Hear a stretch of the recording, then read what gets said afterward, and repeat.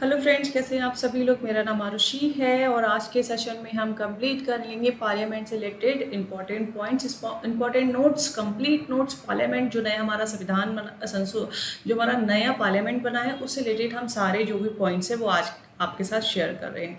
पढ़ लीजिएगा एक बार, एक क्वेश्चन आपके एग्जाम में आ सकता है यहाँ से।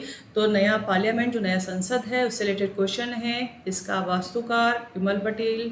संपूर्ण प्रोजेक्ट किसके द्वारा? टाटा प्रोजेक्ट के द्वारा। इसका आकार कैसा है? त्रिकोणीय है, तो इसका आकार याद रखिएगा, त्रिकोणीय है। राज्यसभा की सीटें कितनी हैं? 384 हैं जो यहाँ पे बैठने की कैपेसिटी है। लोकसभा की कितनी है? 888 है।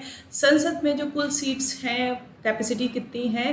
तो 1272, याद रखिएगा 1272 टोटल कैपेसिटी है यहाँ पे जो नया पार्लियामेंट बना है। इसका उद्घाटन याद रखिएगा कब हुआ था? 28 मई 2023 में।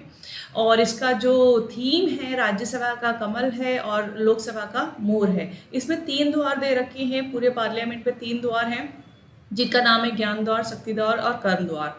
पूरा जो भवन, संसद भवन निर्मित क्षेत्र है उसमें कितना वर्ग किलोमीटर यूज हुआ है? तो 64,500 यूज हुआ है।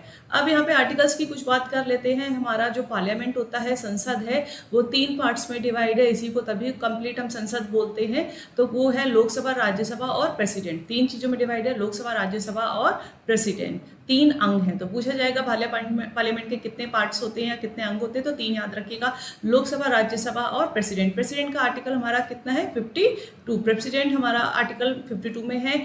और राज्यसभा हमारा अपर हाउस है, उच्च सदन है, इसको हम द्वितीय हाउस भी बोलते हैं, स्थायी परमानेंट हाउस है, ठीक है। और यहाँ पर जो है अपर है तो पहला नंबर इसका आएगा। तो अगर इसका 79 है तो उसके बाद जब 80 हमारा नेक्स्ट काउंटिंग आएगा तो किसका जाएगा? राज्यसभा। फिर 81 में हमारा लोकसभा आ गया। लोकसभा हमारा क्या है? जनता का हाउस है, निम्न हाउस है, टेम्परेरी हाउस है, प्रथम हाउस है, ठीक है।